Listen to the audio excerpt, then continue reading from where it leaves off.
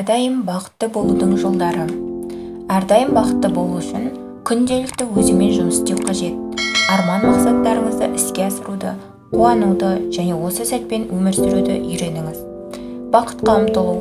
Әрқайсымыз өмірден ләззат алып, армандарымыздың орындалғанын, үндестікте, берекеде өмір сүруді қалаймыз. Бақытты болу әркімнің маңдайына жазылмаған деп ойлайтын боларсыз, бірақ мүлдем олай емес. Әр адам кездейсоқ бақытты бола алады, сонымен қатар оны өмірлік ете алады.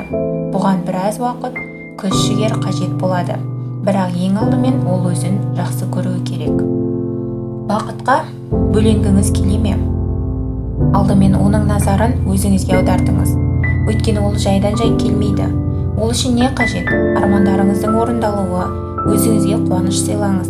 Бұрыннан армандаған ісіңізді іске асырыңыз. Кейбір адамдарды қалауларының орындалуы дұрыс емес нәрсе деп тәрбиелейді. Бұған көзқарасыңызды өзгертіңіз.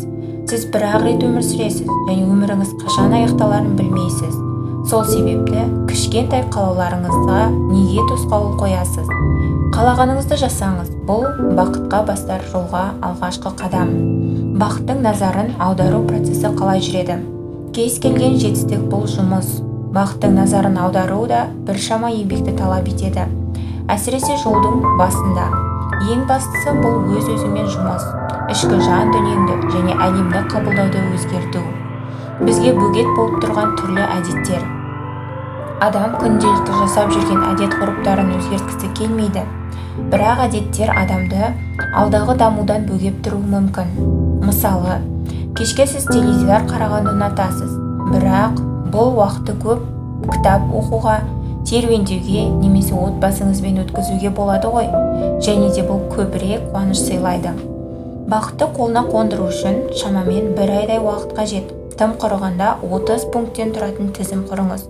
Күнделікті біреуін жасап тұрыңыз. Бұл пункттер сізге ләззат, қуаныш, жақсы көңіл-күй сыйлайтын заттар. Әдеттерден арылыңыз. Бірінші аптада өміріңіз өзгеріп жатқанын байқайсыз. Сәттілік сізге серік бола бастайды. Бақытты әрдайым азықтандырып отыру керек. Егер күнделікті бір ғана әрекеттерді жасап отырсаңыз, оған үйреніп кетесіз, ал жаңалық сезімі жоғалып кетеді. Иә, сіз 24 сағат бойы өзіңізді бақытты сезініп жүре алмайсыз. Сәтсіздіктер болып тұрады, көңіл-күй түседі.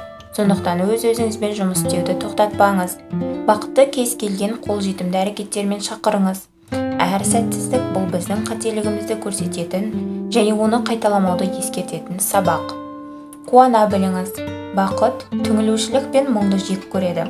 Бақытқа бөленіп жүру үшін қуанып жүруге үйрену керек. Кез келген ұсақ түйекке, таңға, күнге, жаңбырға, досыңның қоңырауына, жұмыстың ауысуына, қуанышты жайт болмаса да жағымды жақтарын іздеуге тырысыңыз. Жымиыңыз. Жымиған сайын көңіл күйіңіз көтеріле түседі. Ойлар бақытты болуға кедергі келтіреді. Неге? Біз болған оқиғаны, адамдардың сөздерін қайта қопарамыз. Жағымсыз сәттер мен келеңсіздікті өз ойларымызбен жалғастай түсеміз. Нәтижесінде санамыз жағымсыз ойларға беріледі. Артық ойлар бақытты болуға кедергі келтіретінін ғалымдар да дәлелдеген. Ойлар тізбегін тоқтатып үйреніңіз. Бұған уақыт керек, бірақ нәтижесі көп күттірмейді. Егер бұл қиын болса, йогамен айналысып көріңіз. Онда сізді медитацияға үйретеді. Дәл осы сәтте принципмен өмір сүріңіз. Бұл принцип нені білдіреді? Бұл дәл қазіргі сәтпен өмір сүру қабілеті. Бар назарыңды дәл қазір істеп жатқан ісіңе салу. Өткен шақ пен болашақ жайлы болжамдардың еш мәні жоқ. Өткенді өзгерте алмайсың, болашақта бәрі мүмкін. Не боларын болжай аласыз, бірақ ол нақты емес. Бұдан өзге жағымсыз ойлар, жағымсыз оқиғаларды тудыра алады. Өткен шақтағы немесе болашақтағы оқиғалар жайлы кез келген ойлар эмоция тудырады. Ал бұл өз кезегінде қорқыныш пен сенімсіздікке сеп болады. Осы шақта өмір сүретін болсаңыз, қорқыныш та, уайым да болмайды.